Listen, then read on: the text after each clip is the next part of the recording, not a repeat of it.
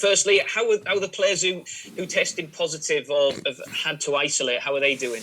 Yeah, they're doing all right. Yeah, they're all all back in training today. We'll have a look at what the situation is. But we haven't been able to do much anyhow with the weather up here. We've had thick snow yesterday, last 24, and it's frozen. It's absolutely, the snow on top of my car were frozen on top of the frozen windscreen this morning. I've never known. -5. So I've not come across. I could do with Gunnarsson with me from Cardiff. He's Icelandic. They're used to it then. Do you expect to have many of them back then? Obviously, we know the lasting effects it can have. Will Saturday come too soon for some of them, do you think? That I don't know. We'll have a look today at how they are. They're a bright group. I think Duncan was probably felt the worst, but I think overall, they've all come back really well. Big discussions this week about celebrations and players celebrating after goals. Have you had to have a discussion with your players about what to do if they score on Saturday? Yeah, we've had discussions. I mean, I think that's all managers can do, really. Ask the players to come up with something that doesn't have hugging and stuff like that. But that's it's up to the lads to come up with something different now, isn't it? And hope that we can do that. That's what everybody's asking us to do, so we should try. Now, with the lockdown and the measures in place, and you've spoken quite openly about all the measures and precautions that the club are taking in and around the place to keep everyone safe. But how are the players dealing with that? Because, of course, they're human as well, and they will have up days and down days. Well, I think it's different for every person, really. I think they've all got, some have got family to go to, go back to. Somebody's on some of them's on their own in flats. So mentally, it's a lot more different. We've no restaurant now here. We can't eat together, can't shower together, can't do anything. So it's just a matter of coming in, and it's, yes, it does take something away, but you've just got to get on with it. That's how it is. And how challenging is it being a manager at this moment in time, in managing all of the things that you have to think about? Well, it's hard enough being a manager at any time, let alone something like this. But we've never come across this before, so it's no good anybody complaining. We've just got to do the best we can, because I think we all realise that we are the forefront of the mental side of the country at the moment. I think the fans are that desperate for the football. And we've got to take that on board. And so I think they realise the responsibility they've got at the same time. Birmingham next, and obviously they're going through a bit of a difficult period. Does that make them more difficult, more challenging in a way, more dangerous? Well, I think the home record is very poor. I was talking to Aitor, but I think away from home they've done really well. And down there, even though we won, we were 1-0 down, and really a good save by Bettinelli should have been 2-0, and then that's a different game. So they're very fine margins, these games. So I expect it to be a really tough game, especially after the sort of preparation that we've had, and I think they played on the Man City game on the Sunday, didn't they? Yeah. And for you, I mean, the home form for Middlesbrough, pretty decent, 5 home wins on the trot. I think only 2 defeats at home all season. What have you done to turn that around? Because obviously before you came in, and then when you came in, I know the one thing that you wanted to really try and improve was that home form. You've done that this season. I think if I could tell you that, I'd be a very wealthy man. But I haven't got a clue. You're just saying preparation and just come up with the results. And obviously there was help, I imagine. It was what, sorry? I said, obviously the wins and the results help build that confidence. Yeah, of course they do. Yeah, I mean that's the same in any sport. But we're really confident. I mean we've lose a couple on the trot, but we bounce back from that. And I think you can't dwell, especially this season, because the games come so thick and fast. I mean, from now on, they've moved another couple of our games. I thought they might have moved our Blackburn game to Sunday night at 11 p.m, but no, they gave us a better time at 3 p.m. on the Sunday. I thought they might have wanted us to have a midnight match just to trial something. Just final 2 from me. Just looking at the window, any closer to anything happening between now and the end of January that you're aware of? Nope, not at all. No, nothing changed from 3 weeks ago, really. And just finally, how's Marcus Brown doing? Any update on him? Yes, he sees a consultant today with his scans. It doesn't look very good, but we're not going to jump to conclusions yet till he's seen the consultant. He's down in seeing him today. Cheers for your time, Neil. Good luck tomorrow. Thank you very much. Thank you. Keith? Hi, Neil. You don't get ice like that in Cornwall, do you? No, we don't. Not that degrees. No chance. Just two from me, please. Just on the COVID situation, I know you said most of them or all of them have been negative so far. Are you concerned about any long-term effects that we've seen at some of the players at other clubs? No, not really. I think at the moment they're all really shaping up, and they've all had the whatever they call them, the across the chest, what they give them, the IT guys give them, and they've all been working at home, and they've all been to a very good level. So JT, our fitness guys, tells me. So we've just got to fingers crossed that we don't get anybody that's untoward, really. In terms of COVID, do you feel or do you hope that, it's a horrible way of putting it, that's your turnover, that's it, been through the training ground? It seems to be every club seems to be having, they're all affected at some stage. It does, but I think it's just like, I thought the country were turning around before we give the Christmas. Everybody could get together at Christmas, and then all of a sudden we're back to complacency sets in, and we're worse than we were then. So I don't think we can take our foot off the pedal now. I think we've all got to be really vigilant on this now, and we've got to try and keep our training ground like it is. But that means the players, once they leave the training ground, have got to be 100% responsible. And there's not many managers that I don't think anybody can say that they guarantee 100% that all the players are going to be 100% responsible. Just lastly from me, Neil, obviously we've got our worries with COVID and whatnot, but some sad news this week regarding one of your former players, Saul Bamba, who had a cancer diagnosis. I know obviously you know him as well as anyone. How do you feel about that? I guess it's been a sad week for you to learn that. Yeah, I mean, I spoke to Saul, and things like that just put things in perspective, really. I mean, on top of the COVID.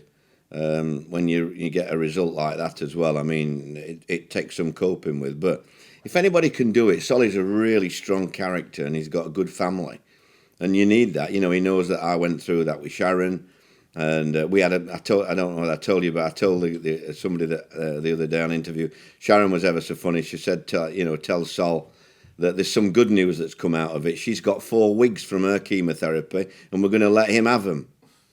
So it just broke what is such a difficult situation. We had a laugh about that, but he's fighting it. He's in his second lot of chemo now, and you get good vibes from somebody like that because he has always been a fighter. Even with me on the touchline at Ipswich, he was a fighter. So let's hope he can control this one as well. Thanks, Neil. Appreciate it. Simon. Hi, Neil. Just one from me today, really. George Friend has spoken with about his time at Middlesbrough. Can I just ask, what did you make of him in the time you spent with him? And was it sort of difficult? Were you sad to see him leave? Yeah, it was complete. I mean, he's a complete pro. You can't ask any more. I think there's usually one at every club that's like that. But he was very special, really, in staying up. He helped me no end. Not just on the field of play, but during the week. He helped me because I'd only been there a few days, and he filled me in on a lot of information that I needed, and to get the team selection right, and I've nothing but good things to say about him. And Adam Clayton as well. Clayton, he didn't play many games for me, but he was incredible on the training ground for me. So I've nothing but praise for both of them. So do you think it was just simply a case of it was their time to move on? Well, we offered him a 12 months. That's what we felt was right at that time, and all credit to him. Good luck to him. I think he's got a 2-year and a year option, I think. So, you can't blame him. And especially, I think some of his family come from down there as well. So, it was probably the right time to make the move. Thank you. Mark Tulip. Who's that? Mark Tulip. Hi, Neil. Mark, where are you? Beep. Hello. I've got you, yes, go on. Okay. Aitor Karanka obviously going through a tricky spell, but early December they did have wins at Reading and Bristol City. So, on their day, they're no mugs, are they? No, they've got a good squad. I mean, you've only got to, I think the programme when we were down there, the players, they're like double ours, the number of players they've got to choose from. They've got a large squad. and some good players in that squad. So, and he bought well in the summer as well. So, there's no such a thing as there's no easy games in this league, and whether you're at home or away, it's how you are. You've got to be. What disappointed me in the past few weeks is giving a goal away every early doors and having to come back. So I'm hoping that we can start better than we have done. And you've talked about the difficulties. Obviously, you've got the indoor barn, but you talked about the difficulties of certainly outdoor training at the moment. Does that make it harder to see which players possibly are suffering? Those players who've had COVID who are suffering a little bit with the extended training. Well, I think the groundsmen have been unbelievable up here. I can't believe how. I mean, now it was bad yesterday, but I would imagine it's 10 times worse today. As I said, it was -5 coming out. Now the sheets that they put down, we had a smaller area, but quite good enough for what we wanted to do yesterday. And but he did say to me that the frost only went through up to -4, and at my house it was -5. So it'll be interesting to see how we are this morning. But they've been amazing, the groundsmen. All credit to them, because it must be so difficult. But we'll have a normal training session and see what we are. But they're really healthy, fit lads. They really want to play. Everybody wants to play at the moment as well. So I don't envisage any problems. But I suppose you need the players to be doubly honest, really, if they are feeling fatigue when perhaps they wouldn't expect to at a certain point. You tell me when players are doubly honest. It'll be a first for me in 750 years. Great. Good luck, Neil. Thank you. Thank you very much. Moose, where are you, Moose? Bloody hell, you look smart this morning, Moose. Well, not often I speak to the manager of your gravitas. Thank you very much for getting dressed. Carry on, son. No. I mean, first of all, I want to talk to you about celebrating goals. You've already spoken about it a little bit, but you're a manager who I've spoken to quite a few this week. I would assume that you're one who is really going to double down on his players to make sure that we carry on playing football. Absolutely, yeah. I mean, we're very fortunate and honoured that the government have agreed to this, and we haven't got to take any chances to knock it back.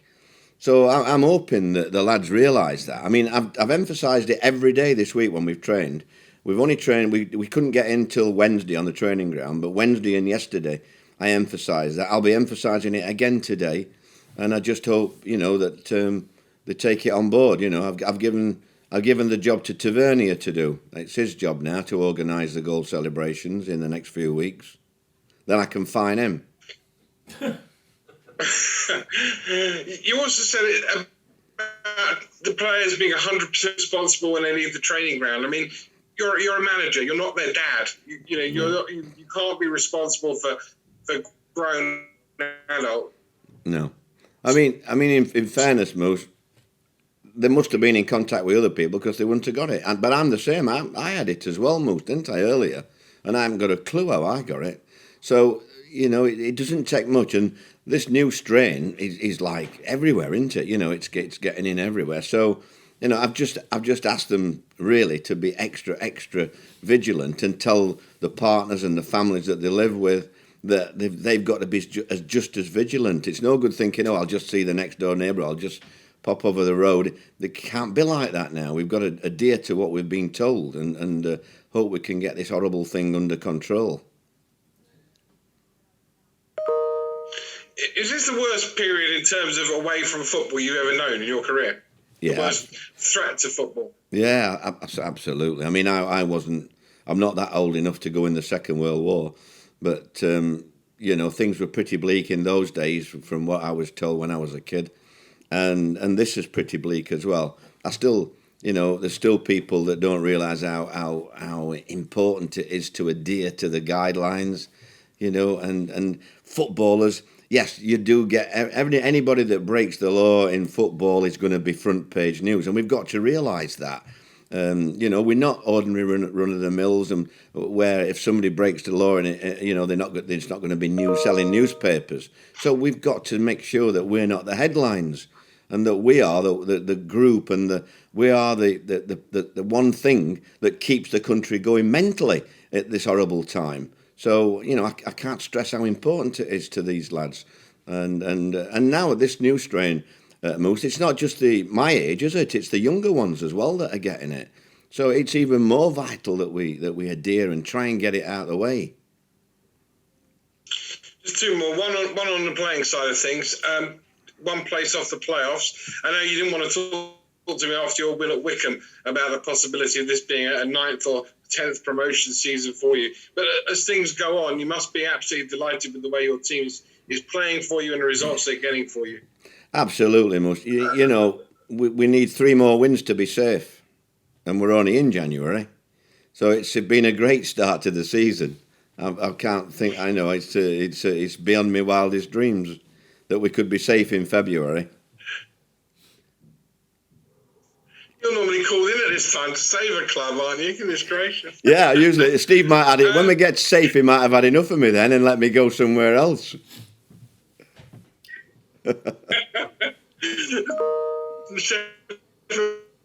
Wednesday. No, I'm only joking.